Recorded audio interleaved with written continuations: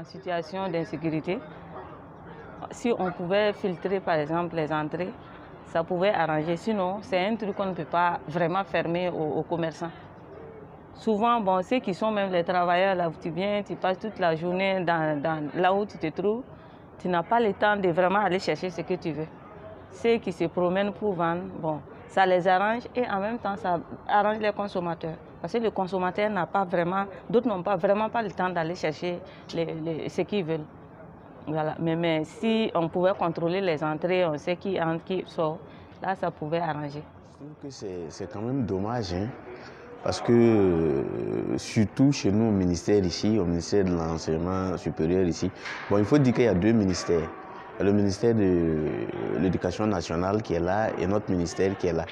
Mais il faut dire qu'ici, le phénomène est assez, c'est exagéré. Souvent, tu es assis dans ton bureau, concentré en train de faire quelque chose et on tape, tu penses que c'est un autre agent qui vient. Quand tu ouvres la porte, on te présente soit des produits de la pharmacopée traditionnelle ou bien des plats, des parfums, des pailles, des cocodunda. C'est-à-dire, c'est toutes sortes de commerce qui se fait ici, quoi. Voilà, bon, je ne sais pas pourquoi jusqu'à présent, les gens n'ont pas trouvé un mécanisme pour contrer ces commerçants-là déjà dès l'entrée de l'immeuble. Bon, c'est dommage quand même. Ce que nous, on peut demander, c'est demander aux responsables des ministères là, de trouver des mécanismes qui vont empêcher les commerçants ambulants là, d'accéder aux bâtiments. Parce qu'une fois qu'ils ont accès aux bâtiments, ils frappent à tous les bureaux, ils ne demandent pas c'est quoi, ils frappent. Et surtout qu'on est dans un contexte sécuritaire quand même délétère, il serait mieux vraiment qu'on filtre les entrées des bâtiments. Les gens portent des sacs au dos, de gros sacs souvent, tu ne sais pas ce qu'il y a dedans. Bon, c'est des risques quand même, quoi. Donc ce que nous, on peut demander aux responsables, c'est vraiment de trouver des mécanismes pour empêcher que ces gens-là aient accès aux bâtiments dans lesquels nous travaillons, pour quand même notre quiétude. Dans les lieux publics est interdit, mais bon, il y a des personnes toujours qui continuent de passer dans les services et que ça perturbe également beaucoup le travail. Voilà, souvent vous êtes concentré, quelqu'un vient taper à la porte, bon, vous dites oui, vous attendez un usager de la fonction publique, dit c'est un commerçant. Donc ça interrompt beaucoup le travail. Voilà, donc si on peut avoir des contrôles plus stricts qui vont interdire ces marchands dans les lieux publics, ça sera beaucoup plus intéressant. Voilà, et ça va contribuer à l'efficacité dans le travail. Vu sur cette question, bon, il y a deux volets. Bon, pour les articles, autres que la restauration, sincèrement, ça dérange le travail. Voilà, ça dérange le travail. Ils viennent, ils tapent, ils s'asseyent. Place visiteur, ils déballent les articles. Ça dérange le travail. Voilà. Maintenant, pour la restauration, je dirais que c'est le système qui nous a menés dedans.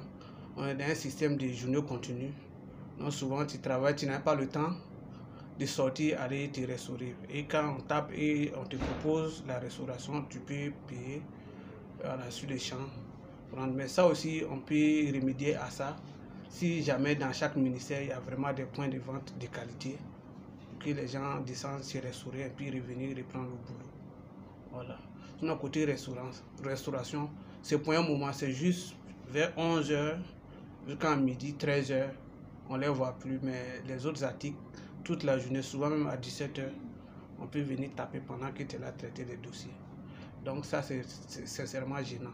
Et il y a plein de ministères aujourd'hui, il n'y a pas de guérites. Voilà. Les gens rentrent comme ils veulent, même les voleurs même peuvent suivre ces gens-là rentrer. Voilà. Il faut carrément à la porte instaurer une guérite dans chaque ministère, vérifier les pièces d'identité des visiteurs. Je pense qu'à ce niveau, les marchands ambulants n'osent pas traverser la guérite, déposer les pièces, rentrer, passer, ils veulent faire du commerce. Ils allaient être stoppés jusqu'à ce niveau. Maintenant, si ce n'est pas accompagné, on peut dire ah c'est interdit, mais les gars vont continuer à rentrer, puisque eux aussi cherchent leur quotidien. Parce qu'il faut dire aussi, il y a plein de personnes qui n'ont pas le temps de s'arrêter au marché, par exemple, ou bien s'arrêter à la descente, aller chercher quelque chose. Mais si les gens passent, que ça les intéresse, ils vont prendre. Et s'ils continuent de prendre, les gens vont continuer à rentrer, vendre, faire leur commerce. Voilà. Mais si c'est barricadé à la rentrée du ministère, bon, quand on tape à ta porte, tu ne sais pas c'est qui, tu ne peux pas savoir c'est commerçant, ou bien c'est un visiteur, ou bien c'est un usager. Voilà. Donc tu dis oui, quand la personne rentre, tu ne peux pas le chasser du coup. La personne va présenter son produit. Bon, tu vas lui dire merci, ou bien bon, si tu veux, c'est comme ça. Mais c'est dérangeant, quoi.